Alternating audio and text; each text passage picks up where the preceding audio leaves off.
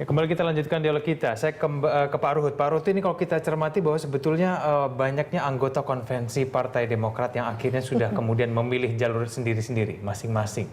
Nah ini kemudian menurut Anda ini bagaimana akhirnya pengaruhnya terhadap Partai Demokrat ini seperti apa?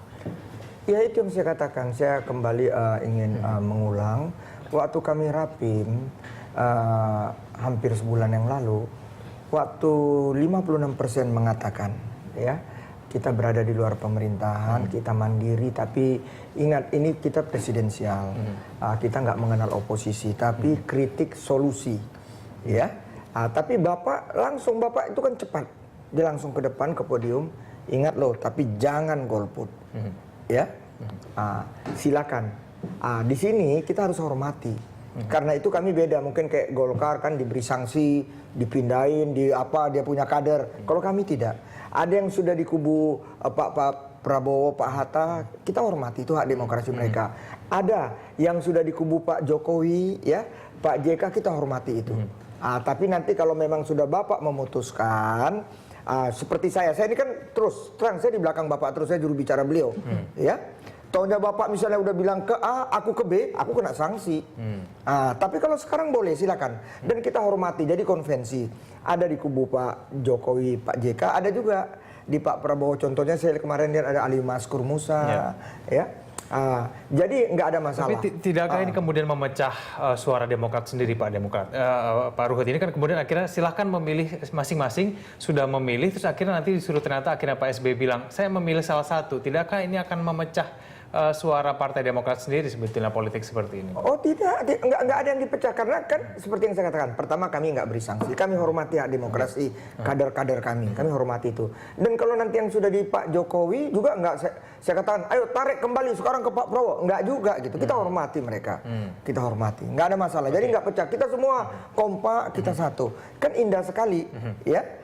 Seperti salah satu iklan kan, yang penting SBY-nya. Jadi kader boleh kemana-mana, tapi tetap penggagas pendiri Partai Demokrat, Ketua Majelis Tinggi, Ketua Umumnya Pak SBY. Baik, Bu Siti, ini bentuk sebetulnya kecerdikan politik dari Pak SBY atau memang ini sebetulnya inkonsistensi politik sih sebetulnya menurut Anda? Iya, menurut saya Partai Demokrat jangan mengulang kesalahan Partai Golkar.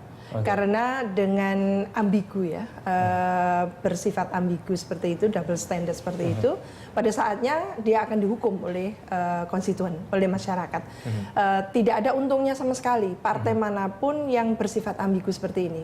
Ada dua kesalahan yang fatal menurut saya ya untuk Partai Demokrat. Satu, melakukan konvensi nggak jelas tujuannya, hanya untuk mendongkrak, dan memang terdongkrak. Sebetulnya tidak ada konvensi pun terdongkrak. Untuk apa konvensi?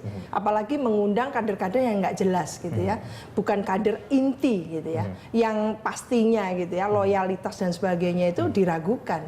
Ini petualang pastinya yang ikut-ikut seperti itu. Nah, petualang terjadi kan, kita menyaksikan sendiri seperti itu. Lalu ternyata korelasi terhadap daya dongkrak ya sebagai leverage factor untuk mendongkrak pilek itu sendiri untuk Demokrat ternyata juga tidak terjadi. Mestinya kan harus tetap di atas 10 kalau mau kan gitu.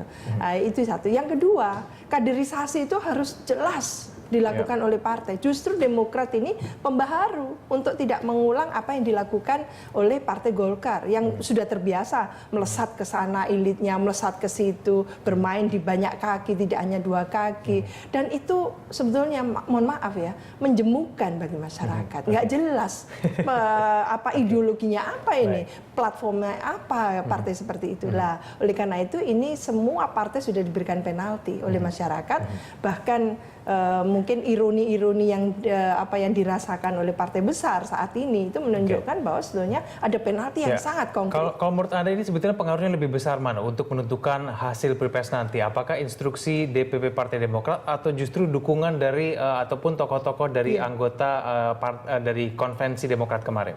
Iya, menurut saya bagaimanapun ini kan berbeda ya. Golkar itu sangat heterogen dan ownernya itu lebih dari satu. Jadi tidak ada satu owner di situ. Kalau di Partai Demokrat patronnya memang Pak SBY gitu ya.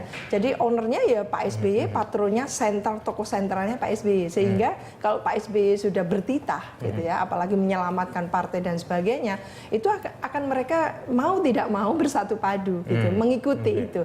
Itu tidak terjadi pada Golkar. Golkar nanti dulu karena faksi-faksi sudah terlanjur terbangun dan sebagainya. Baik. Gitu ya. Saya terakhir ke Pak Ruhut. Pak Ruhut, akankah ada kejutan terkait dengan besok? Pak Ruhut, ini kalau melihat tanda-tanda ini kan karena 90% ini kayaknya ke Prabowo Hatta, tapi ini kan masih belum jelas nih. Belum ada yang pasti seperti tadi Pak Ruhut bilang. Ini nggak ada yang pasti dalam politik. Menurut Anda bagaimana? Pasti akan ada kejutan. Kita tunggu aja. Pak SBY itu orang yang mengambil keputusan nanti pada waktu yang sangat tepat. Itu pertama. Udah itu apa yang dikatakan Ibu kaitan konvensi. Konvensinya baik kok. Tapi memang mungkin yang dikatakan Ibu beberapa peserta konvensi itu. Itu yang kita sedih. Jadi mau peserta konvensi mau kader, kami juga tidak seperti Partai Golkar. Kan ingat, partai itu kan ada mekanismenya. Sebenarnya ya maaf aja. Semua kader itu mestinya kita mesti menunggu Pak SBY. Ibarat pepatah Jawa, ojo ke susu, janganlah mendahului pimpinan kita. Jadi Bu nggak usah khawatir, kan kami nanti ada konsolidasi partai, kami nanti ada munas, disitulah Bapak bisa menilai. Sekarang kan Bapak udah tahu, oh kader ini kadarnya segini, kader itu segini. Nanti nggak usah khawatir Bu. Nanti setelah kami konsolidasi, doakan insya Allah 2019 kami menjadi kembali partai pemenang dan dipercaya rakyat. Dan harus digarisbawahi meskipun belum jelas, belum ada pengumuman final, kecenderungan sudah bisa dibaca. Betul. Oke, baik, terima kasih Pak Ruhut telah bergabung sama kami. Terima kasih Bu Siti telah bergabung sama kami.